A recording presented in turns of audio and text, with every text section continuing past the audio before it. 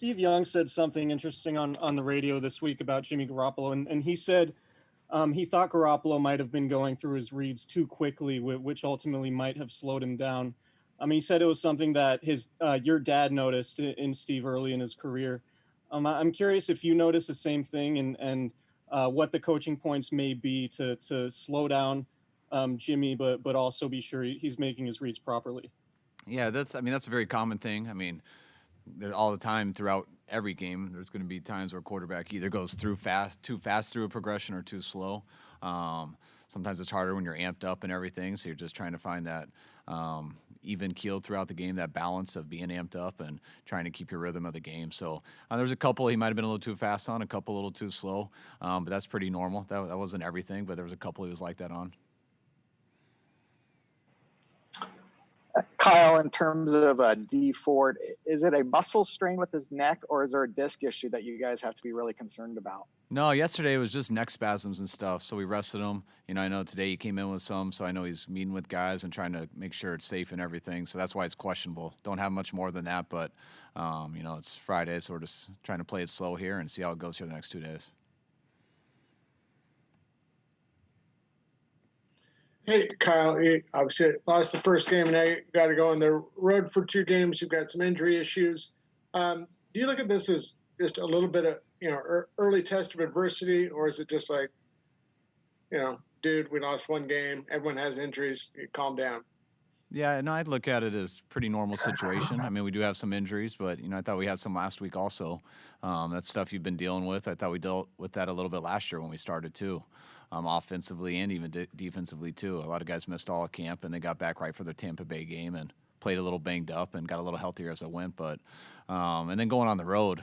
There's not much difference right now between playing at home or on the road. They're all silent. So I'm actually looking forward to that. Now, the time change is going to be a little bit different, as it always is. And that's why we go out on Friday today, and we'll work on getting used to that. But I think our guys are looking forward to a nice plane ride where we can relax a little bit and change the environment up a little bit. Kyle, I know it was only a walkthrough today, but what was your impression of just actually getting to see Muhammad again in person on the field? And then you said you feel pretty comfortable if you had to playing him a significant amount. What was your expectation for him on Sunday? If we have 5 receivers up, he'll be up. We still haven't decided it yet with everything going on. I know we had 4 last week, but we'll see how it balances out this week. And, he's been in the Zoom meetings watching all the installs and stuff, and we threw him out there today, and he didn't make any mistakes, was able to line up with confidence. And Mo's a pro. Mo works at it. It's good to see him today. I haven't seen him for a while, and I'm glad to have him here. And I know if we go with 5, we won't hesitate to have him out there, and I know he'll be ready. Kyle, there were a couple of guys that came out of Sunday's game and took some criticism. Dante Johnson on the punt block, and then Dante Pettis on the long pass to him. What was your take on those 2 plays? Is that criticism warranted? No, I don't believe so. In those 2 plays you're talking about, it's not many people are going to block 2 people, which was Dante's issue on the punt rush. We had a mess up inside, and I'm not going to get into exactly what that was, but Dante's there to save the day, but we never put 2 guys on him. There's only supposed to be 1 guy on him, so that wasn't Dante.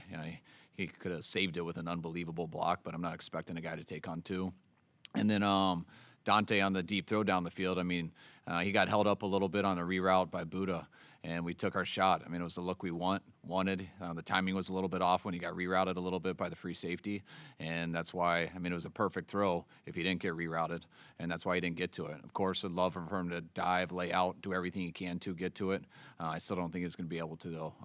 Credit Buddha with the reroute there.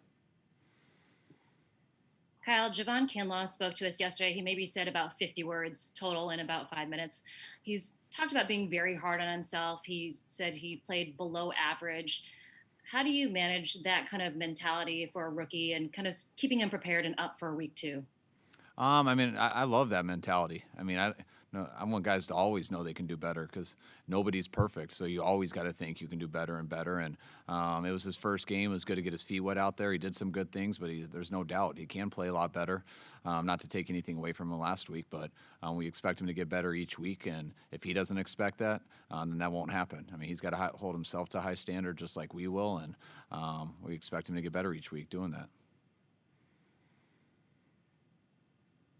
When it comes to George, obviously you guys want to have caution with him, I would assume. But is it something where it's has to do with the surface, or was there something that with his knee this week that gave you guys a little bit more concern than you had initially?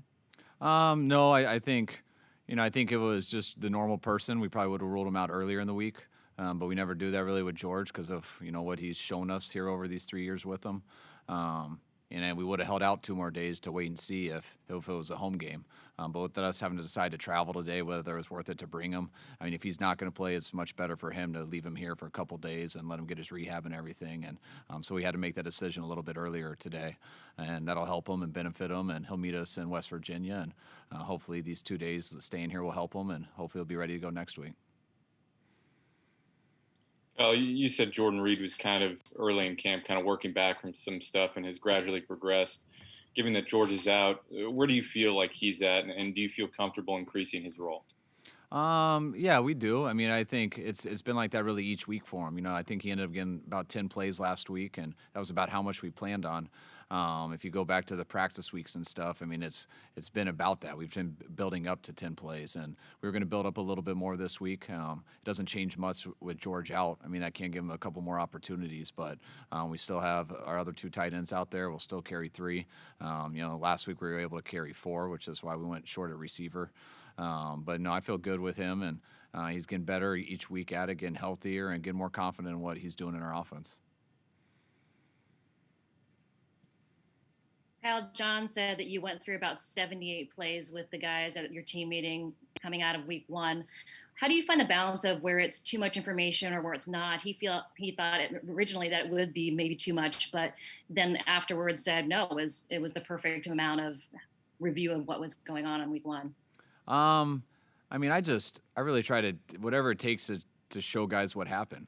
I mean, lots of people can talk and try to tell people, but most people are probably like me, and it's very hard to listen to someone talk that long and really follow them. So when you have the film behind you and then people can see it, it's much easier to show the story of what happened. And I think a lot of people would be surprised. I mean, coaches included. You work so hard into going to games, and then you lose and you come up short. And a couple things that you saw, a couple things that affected you that your eyes are on all the time, and very quickly you're upset about it, but you got to move to the next week. So I think it's very important in situations like that when you truly believe that you could have won, but you came up short. You want everyone to know why, not just to point people out, not to embarrass people, but so people understand and don't start making stuff up. I don't like when people make stuff up, and if you don't educate people and show them why, most people are going to. So it's about educating guys, showing them, not trying to sell anything, just letting them see the truth, and then it helps you put things to bed a lot easier.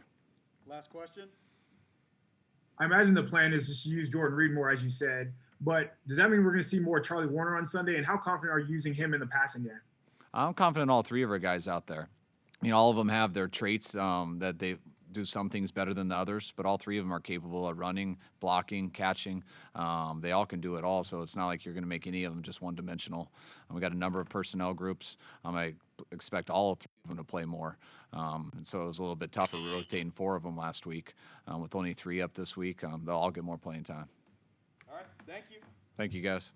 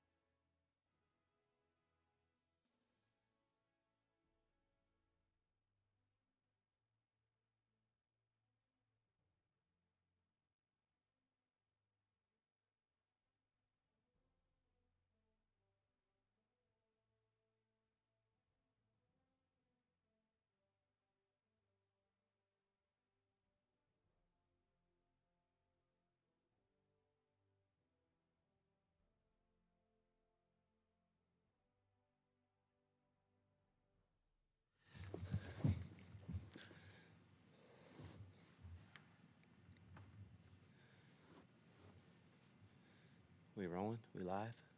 Yeah, we're live. Cool. Here we go. Hey Kyle, how you doing? Doing good, man. How are you? Good, thanks. So what does it just mean for the temperament of the team and just everything approaching this game in New York without George? I think it's just a good reminder that nothing comes easy in this league, and what we were able to do last year, it wasn't easy, man. We had to grind every week. There were times when George wasn't in there, and guys like Ross Dwelly had to step up, and that's what we expect to happen again. Is when guys are out, people step up. We did it a lot last year, and so it's something we have experience with. So we're just gonna, look to the next guy and expect them to take care of business. Hey, Kyle, Raheem made his first start last week. It's been a long time coming. As someone who was able to kind of watch his journey over the last few years to get to this point, what did that mean to you to see that just for him? Yeah, it's crazy to think that that was his first official start. But I'm just so proud of him, man. Like you said, I feel like I've been on this journey with him because I played with him in Baltimore when he was young and, wasn't getting the respect that he's getting right now. But I'm just so proud of where he's come from, where he's at now. He's such a professional. He's such a leader in our room. And you can just see it in his confidence, the way he carries himself and the way he plays, everything he does. There's no hesitation anymore. He's confident in what he does, and just proud and happy for him, man. He deserved that start. Kyle, curious if you've ever found yourself overthinking or maybe thinking too quickly during a play, and what you yourself or you would tell other players who might have that problem to find that balance between, reading the field and seeing everything you need to, while also, being a little bit deliberate so you don't make any mistakes. Absolutely, definitely. I think that's definitely something that everybody's gone through at one point or another, is overthinking on a play and not trusting your first instinct. And that's something that happens when you're not playing fast, when you're not being deliberate. And that's, my advice to someone who's dealing with that is to just trust that first instinct. Play fast, and if you make a decision, just be deliberate about it and make it fast. Things always seem to work themselves out as long as you're aggressive and, you hit it. Guys can react off of you. You had two guys that hadn't been on the field in quite a long time show up pretty good in week one, and Jerick McKinnon and Trent Williams. You were on the field with them. What did you see from both of those guys? Yeah, I don't think you'd be able to tell that those guys have been away from football for a while. Man, they went out there and it was just like riding a bike. They looked smooth. They looked natural. I didn't see any hesitation from either of them, and both showed up in the game and made critical plays for us. So we'll be counting on those two this week and just expect the same going forward. Kyle, we all kind of have our perceptions of what a Greg Williams defense looks like as far as pass coverage, all the blitzes and everything. But what are the complexities that you face in the run game against one of his defenses? What's kind of the staple of what he tries to do in the run game? Yeah, you know what?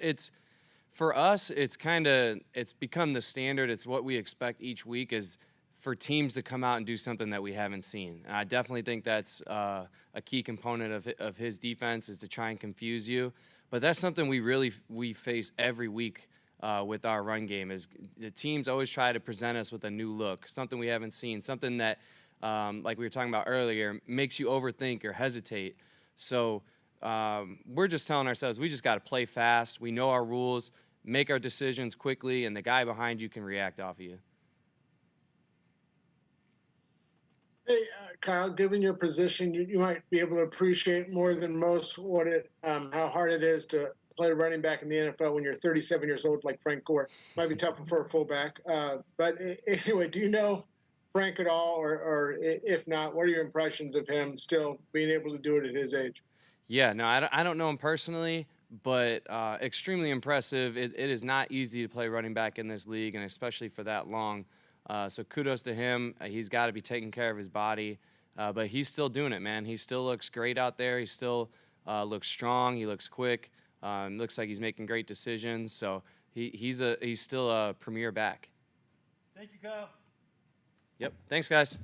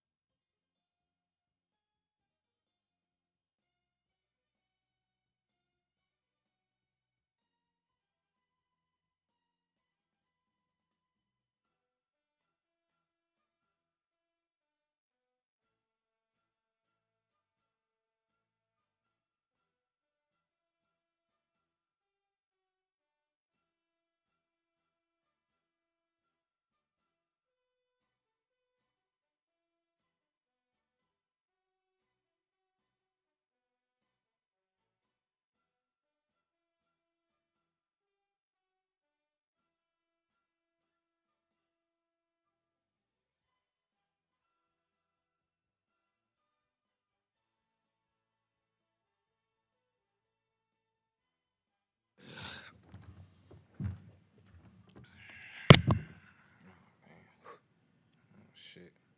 Oh, excuse me. They can hear me? Oh. Go ahead for Jimmy. Hey, Jimmy, just wondering what your thoughts are on Akella Witherspoon. Obviously, he was taken out of the starting lineup late last season. What kind of training camp did he have? Your observations on him? Uh, he was focused. Had a great training camp. Um, he was just that's really what comes to my mind is just him being locked in, ready to go.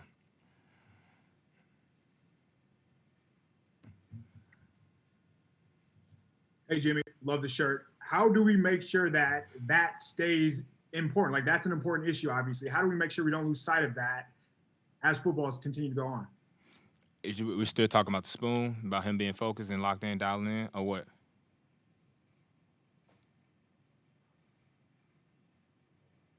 Oh, it's something wrong with the volume.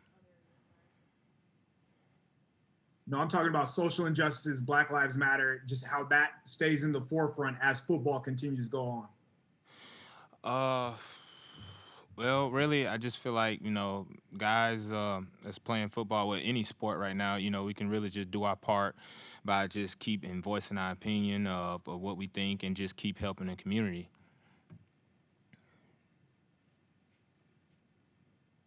Jimmy, in 2018, it seemed like with the constant shuffling in the secondary, that the continuity might have been a little bit of an issue from a week to week basis. You guys are dealing with injuries now, and I know it's still early, but is there a silver lining in that this group, even though you might be shuffling in the secondary right now, that you do have continuity and the familiarity with guys who are going to be out there like Witherspoon? Oh yes, Witherspoon, he played at a high level, started plenty of games at corner, so I don't feel like it's no drop off. His expectation is high as just like any other DB that are getting to that will play into those starting roles. Hey, Jimmy, with the adjustment that Robert Saleh made with the corners going to boundary instead of just left and right corners, does that have any effect on your role as a safety? Oh no, I could be lined up on either other side. Doesn't really matter. It just depends on the play call. Jimmy, I think you're the one of the only, if not the only, guy who played with Frank Gore when he was still a 49er. What are your recollections of that? And did you have any thought that at that point, 6 years later, he'd still be running back in this league? Yes, he's a natural ball player, Hall of Famer, great teammate, great guy, great father. He just does all the right thing. He set when I was here as a rookie, he set the example, he set the standard. So I'm not surprised. Other people may be surprised, but I just seen him work. I seen how he take care of his body. Just a great role model for younger guys. Jimmy, with Sherman being out for a couple of weeks, do you feel like you're set to be kind of step up in a leadership role more so than before? Yes, I feel like everybody has to step up. Everybody has to fill that void. Not just me, but just everybody on defense, even offensive players. We just gotta. Me, I'm vocal sometimes, but I lead with action. So I like to just play hard, and when I talk, it's passionate. And I just let my play handle everything. Hey, Jimmy, Nick Bosa said yesterday that the Cardinals are a team where, excuse me, they're kind of like the Ravens, where you have to change your defense to play against them. And he said he was looking forward to playing against an offense in the Jets where you could play your defense. Do you understand? I assume you know what he's talking about, but do you have the same feeling that you can finally kind of unveil your defense here in week 2? I feel like we play our defense every week. It's just a little tweak here and there in the game plan, but I understand what he's saying. With the scrambling quarterbacks and stuff. But I don't know whatever is the game plan. I just try to play to the best of my ability. All right. Thank you, guys. Appreciate it.